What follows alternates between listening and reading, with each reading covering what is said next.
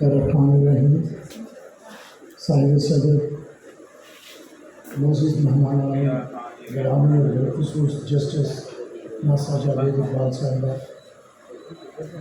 دیکھیے بہت سی گفتگو ہو چکی. اگر میں صرف اس چیز کو سمیٹنے کی کوشش کروں تو یہ بات ہے کہ تحریک نفاذ اردو جو ہے وہ کوئی انگریزی کے بحث میں تحریک نہیں ہے شاید، یقیناً یہ اتنا ہی سادہ مطالبہ ہے کہ جس طرح انگلینڈ میں انگلش زبان رائج ہے، پاکستان میں اردو زبان رائج ہو ہے. کوئی اتنا کوئی غیر منطقی بات نہیں ہے. اچھا یہ تو اب گورا تو یہاں سے جا چکا ہے، بہت ہو گیا، فرنگیوں کی بات بھی نہیں کی جا سکتی. لیکن یہ جو 2 نمبر فرنگی بنا دیے گئے ہیں، جو آپ کی بیوروکریسی بھی ہے، آپ کے ایلیٹ کلاس جسے کہتے ہیں، یا اشرافیہ ہے، یا حکمران طبقہ ہے. اچھا کسی کو اردو سے میں یہ بھی نہیں سمجھتا کہ اردو کو اس لیے نہیں نافذ کیا جا رہا کہ وہ اردو زبان کی جو تاثیر ہے اس سے کوئی خوفزدہ ہے. وجہ یہ ہے کہ اس قوم کو 75 سال لگے. پہلے یہاں پہ مادری زبانیں اپنی اپنی جو تھی علاقائی زبانیں وہ بولی جا رہی تھیں، لیکن جس طرح ایک خطے کو، ایک ملک کو، ایک سماج کو بڑی جستجو کے بعد، بڑی تگ و دو کے بعد، بڑی اسٹرگل کے بعد، کوشش کے بعد آپ کسی جگہ پہ متفق ہوتے ہیں، متحد ہوتے ہیں، تو بہرحال اردو ہی واحد زبان ہے رابطے کی پورے پاکستان میں.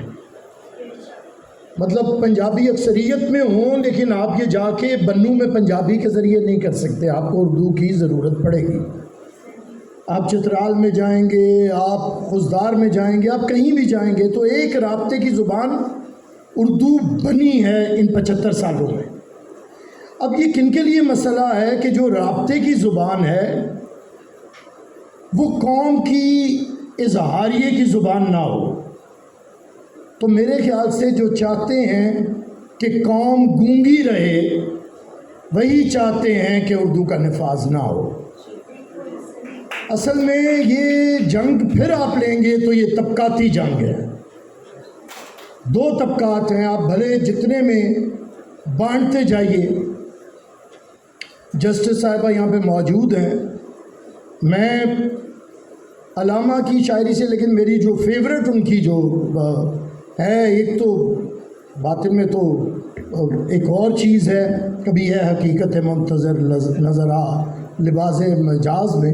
لیکن میں جو ویسے کہتا ہوں، جو عوامی بات جو اقبال کی میرے خیال سے بنیاد ہے شاعری کی، وہ ہے اٹھو میری دنیا کے غریبوں کو جگا دو، آہے عمرا کے در و دیوار ہلا دو. اچھا اب یہ جو اس وقت زبان عوام کی ہے وہ کاہے عمرا کے در و دیوار کو ہلا دیتی ہے.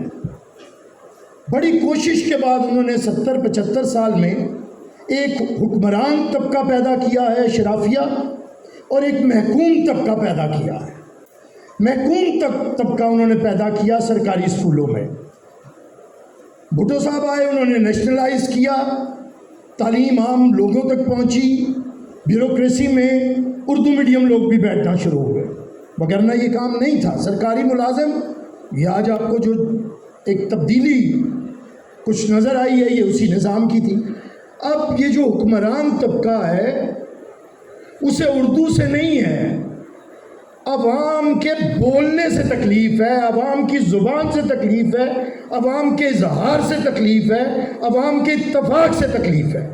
اب بات یہ ہے کہ وہ اردو میں بات کرتے ہیں تو وہ اردو کیسے نافذ کرے.